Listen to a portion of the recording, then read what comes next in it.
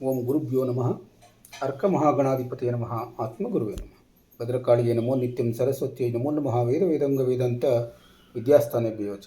ಎಲ್ಲ ಜ್ಯೋತಿಷ್ಯ ಅಭಿಮಾನಿಗಳಿಗೆ ಈ ದಿನದ ಪ್ರಣಾಮಗಳು. ಈ ದಿನ ಕುಂಭರಾಶಿಯವರ ದಿನಭವಿಷ್ಯವನ್ನು ನೋಡೋಣ. 16/6/2026 ಮಂಗಳವಾರ, ದ್ವಿತೀಯ ತಿಥಿ ಆರಿದ್ರ ನಕ್ಷತ್ರ, ಪುನರ್ವಸು ನಕ್ಷತ್ರ ಹಾಗೂ ವೃದ್ಧಿಯೋಗ ಇರುವಂತಹ ದಿನ ಕುಂಭರಾಶಿಯವರಿಗೆ. ಈ ದಿನದಲ್ಲಿ ದ್ವಿತೀಯ ತಿಥಿಯ ಸ್ಥಿರತೆ ಮತ್ತು ಆರ್ಥಿಕ ಚಿಂತನೆಯ ಶಕ್ತಿ, ಆರಿದ್ರ ನಕ್ಷತ್ರದ ಬದಲಾವಣೆ ಮತ್ತು ಆಳವಾದ ವಿಚಾರಶೀಲತೆ, ನಂತರ ಪುನರ್ವಸು ನಕ್ಷತ್ರದ ಪುನರುಜ್ಜೀವನ ಮತ್ತು ಶುಭ ಫಲ, ಜೊತೆಗೆ ವೃದ್ಧಿಯೋಗದ ಬೆಳವಣಿಗೆಯ ಅನುಗ್ರಹ, ಉದ್ಯೋಗ, ಹಣಕಾಸು, ಕುಟುಂಬ, ಆರೋಗ್ಯ ಮತ್ತು ಸಾಮಾಜಿಕ ಗೌರವದ ಮೇಲೆ ವಿಶೇಷ ಪರಿಣಾಮವನ್ನು ಬೀರ್ತಾ ಇದೆ.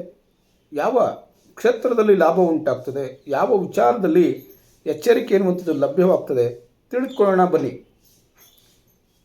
ಈ ದಿನದ ಗ್ರಹ ಪ್ರಭಾವವನ್ನು ನೋಡೋದಾದರೆ, ಕುಂಭರಾಶಿ ಅಧಿಪತಿಯಾದಂಥ ಶನಿ ಇಂದು ನಿಮ್ಮ ವಿಚಾರ ಶಕ್ತಿ, ಹೊಸ ಯೋಚನೆ ಮತ್ತು ವಿಚಾರ ವಿಶ್ಲೇಷಣಾ ಸಾಮರ್ಥ್ಯವನ್ನು ಹೆಚ್ಚು ಪರಿಣಾಮಕಾರಿಯಾಗಿ ನೀಡ್ತದೆ ಎನ್ನುವಂಥದ್ದನ್ನು ನೋಡಬೇಕು. ಆದ್ದರಿಂದ ಈ ದಿನದ ಹೊಸ ಯೋಜನೆಗಳು ರೂಪುಗೊಳ್ಳಬಹುದು. ಜ್ಯೋತಿಷ್ಯ, ಸಂಶೋಧನೆ, ತಾಂತ್ರಿಕ ಮತ್ತು ಶಿಕ್ಷಣ ಕ್ಷೇತ್ರಗಳಲ್ಲಿ ಉತ್ತಮ ಫಲ ಲಭ್ಯ ಆಗುವಂಥ ಸಾಧ್ಯತೆ ಇರ್ತದೆ. ಹೊಸ ಸಂಪರ್ಕಗಳಿಂದ ಲಾಭ ಸಿಗಬಹುದು. ಆದರೆ ಅತಿಯಾದ ಯೋಚನೆ ಗೊಂದಲವನ್ನು ತರಬಹುದು. ಭಾವನೆಗಳನ್ನು ವ್ಯಕ್ತಪಡಿಸುವುದು ಅಂತರ ತರಬಹುದು. ನೋಡಿ, ಭಾವನೆಗಳನ್ನು ವ್ಯಕ್ತಪಡಿಸದಲೇ ಇದ್ದರೆ ಕುಟುಂಬದ ಸದಸ್ಯರ ನಡುವೆ ಅಂತರ ತರುತ್ತದೆ. ಸುತ್ತಮುತ್ತ ಇರೋ ಆತ್ಮೀಯರ ನಡುವೆ ಅಂತರ ತರುತ್ತದೆ. ನಿಮ್ಮ ಭಾವನೆಗಳನ್ನು ಹಿಡಿದಿಟ್ಟುಕೊಳ್ಳಬೇಡಿ ಈ ದಿನ ಅನ್ನುವಂಥದ್ದು ಮುಖ್ಯವಾದಂಥ ಸೂಚನೆ. ಅಂತಂದರೆ ತಾಳ್ಮೆ ಮತ್ತು ಸ್ಪಷ್ಟತೆ ಯಶಸ್ಸಿನ ಕೀಲಿಕೈ ಅನ್ನುವಂಥದ್ದನ್ನು ಜ್ಞಾಪಕ ಇಟ್ಕೊಂಡಿರಬೇಕು. ದ್ವಿತೀಯ ತಿಥಿಯ ಪ್ರಭಾವ ಇರೋದ್ರಿಂದ ಹಣಕಾಸಿನ ಸ್ಥಿರತೆ, ಕುಟುಂಬದ ಸಹಕಾರ, ಹೊಸ ಯೋಜನೆಗೆ ಅಡಿಪಾಯ ಉಂಟಾಗುವಂಥದ್ದು. ಇಂದು ಹಣಕಾಸಿನ ಯೋಜನೆಯನ್ನು ಮಾಡಬಹುದು. ಕುಟುಂಬದೊಂದಿಗೆ ಉತ್ತಮ ಮಾತುಕತೆ ಸಾಧ್ಯವಾಗ್ತದೆ. ಉಳಿವಿನ ಚಿಂತನೆ ಹೆಚ್ಚಾಗಬಹುದು. ಆರಿದ್ರ ನಕ್ಷತ್ರದ ಪ್ರಭಾವ ಇರೋದರಿಂದ ಇದನ್ನ ಬದಲಾವಣೆ, ಹೊಸ ದೃಷ್ಟಿಕೋನ, ಹಳೆಯ ಸಮಸ್ಯೆಗಳಿಗೆ ಪರಿಹಾರಗಳನ್ನು ಕಂಡುಹಿಡಿಯುವಂಥದ್ದು ಮಾಡಬಹುದು. ಇದರ ಜೊತೆ ಕೆಲಸದ ರೀತಿಯಲ್ಲಿ ಬದಲಾವಣೆಗಳು ಸಾಧ್ಯವಾಗಬಹುದು. ಹಳೆಯ ಗೊಂದಲ ನಿವಾರಣೆಯಾಗಬಹುದು. ಮನಸ್ಸಿನಲ್ಲಿ ಸ್ವಲ್ಪ ಅಶಾಂತಿ ಇರಬಹುದು. ಆದ್ದರಿಂದ ಗೊಂದಲದಲ್ಲಿ ನಿರ್ಧಾರಗಳನ್ನು ತೆಗೆದುಕೊಳ್ಳುವಂಥದ್ದು ಬೇಡ. ಅತಿಯಾದ ಅನುಮಾನ ಪಡುವಂಥದ್ದು ಬೇಡ. ಪುನರ್ವಸು ನಕ್ಷತ್ರದ ಪ್ರಭಾವ ಇರೋದರಿಂದ ಪುನಃ ಲಾಭ ಉಂಟಾಗ್ತದೆ. ಕಳೆದು ಹೋದ ಅವಕಾಶ ಮರಳಿ ಸಿಗುವುದು. ಶುಭ ಸುದ್ದಿಗಳು ಬರುವಂಥ ಸಾಧ್ಯತೆ ಇದೆ. ಆದ್ದರಿಂದ ನಿಂತ ಕೆಲಸ ಪುನರಾರಂಭಗೊಳ್ಳಬಹುದು. ಹೊಸ ಸಂಪರ್ಕಗಳಿಂದ ಲಾಭ ಉಂಟಾಗ್ತದೆ. ಆಧ್ಯಾತ್ಮಿಕ ಆಸಕ್ತಿ ಎನ್ನುವಂಥದ್ದು ಹೆಚ್ಚಾಗ್ತದೆ. ವೃದ್ಧಿಯೋಗದ ಪ್ರಭಾವ ಇರೋದರಿಂದ ಬೆಳವಣಿಗೆ, ಗೌರವ ಹೆಚ್ಚಳ, ಉದ್ಯೋಗ ಮತ್ತು ವ್ಯವಹಾರಗಳಲ್ಲಿ ಪ್ರಗತಿ ಉಂಟಾಗ್ತದೆ. ಆದ್ದರಿಂದ ಹೊಸ ಅವಕಾಶಗಳು ಸಿಗಬಹುದು. ಜನರ ವಿಶ್ವಾಸ ಹೆಚ್ಚಾಗಬಹುದು. ಆದಾಯದಲ್ಲಿ ಸುಧಾರಣೆ ಎನ್ನುವಂಥದ್ದು ಉಂಟಾಗಬಹುದು. ಇಂದು ಉದ್ಯೋಗ ಕ್ಷೇತ್ರದಲ್ಲಿ ಹೊಸ ಅವಕಾಶ ಮತ್ತು ಪ್ರಗತಿಯ ದಿನ ಲಭ್ಯವಾಗ್ತದೆ. ನಿಂತ ಕೆಲಸ ಪೂರ್ಣಗೊಳ್ಳಬಹುದು.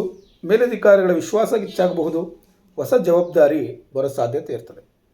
ಆದ್ದರಿಂದ ಜಾಗೃತ ವಹಿಸಬೇಕಾದಂಥ ವಿಚಾರ ಏನಪ್ಪ ಅಂತಂದರೆ, ಕೆಲಸವನ್ನು ಮುಂದೂಡುವ ಅಭ್ಯಾಸವನ್ನು ಮಾಡಬಾರ್ದು. ಸಹೋದ್ಯೋಗಿಗಳೊಂದಿಗೆ ಅಂತರವನ್ನು ಉಂಟು ಮಾಡಬೇಡಿ. ಆತ್ಮೀಯತೆ ಎನ್ನುವಂಥದ್ದು ಇರಲಿ. ವೃತ್ತಿಯ ಪ್ರಕಾರ ದಿನ ಭವಿಷ್ಯವನ್ನು ನೋಡೋದಾದರೆ, ಶಿಕ್ಷಕರಿಗೆ, ಜ್ಯೋತಿಷಿಗಳಿಗೆ, ಸಂಶೋಧಕರಿಗೆ ಉತ್ತಮ ಪ್ರತಿಕ್ರಿಯೆ ಅನ್ನುವಂಥದ್ದು ಲಭ್ಯವಾಗ್ತದೆ. ತರಗತಿಗಳಿಗೆ ಉತ್ತಮ ಫಲ ಅನ್ನುವಂಥದ್ದು ಲಭ್ಯವಾಗ್ತದೆ. ಸಮಾಜದಲ್ಲಿ ಗೌರವ ಅನ್ನುವಂಥದ್ದು ಹೆಚ್ಚಾಗ್ತದೆ. ತಾಂತ್ರಿಕ ಕ್ಷೇತ್ರದಲ್ಲಿರುವಂಥವ್ರಿಗೆ, ವಿಜ್ಞಾನ ಕ್ಷೇತ್ರದಲ್ಲಿರುವಂಥವ್ರಿಗೆ ಹೊಸ ಅವಕಾಶಗಳು ಬರಬಹುದು. ಯಶಸ್ಸು ಲಭ್ಯವಾಗಬಹುದು. ವ್ಯವಹಾರದಲ್ಲಿ ಹೊಸ ಯೋಜನೆ ಮತ್ತು ಸಂಪರ್ಕಗಳಿಂದ ಲಾಭ ಉಂಟಾಗ್ತದೆ. ಈ ದಿನದ ಅನುಕೂಲಕರ ಕ್ಷೇತ್ರಗಳೆಂದರೆ ಜ್ಯೋತಿಷ್ಯ ಸಲಹೆ, ಶಿಕ್ಷಣ ಮತ್ತು ತರಬೇತಿ, ತಾಂತ್ರಿಕ ಕ್ಷೇತ್ರ ಹಾಗೂ ಆನ್ಲೈನ್ ವ್ಯವಹಾರಗಳಲ್ಲಿ ಅನುಕೂಲತೆಗಳು ಉಂಟಾಗ್ತದೆ. ಹಣಕಾಸಿನ ವಿಚಾರದಲ್ಲಿ ಧನಲಾಭದ ಸೂಚನೆ ಎನ್ನುವಂಥದ್ದಿದೆ. ಆದರೆ ಅಪಾಯಕಾರಿ ಹೂಡಿಕೆಗಳನ್ನು ಮಾಡಬಾರ್ದು ಅನ್ನುವಂಥದ್ದನ್ನು ತಿಳ್ಕೊಂಡಿರಿ.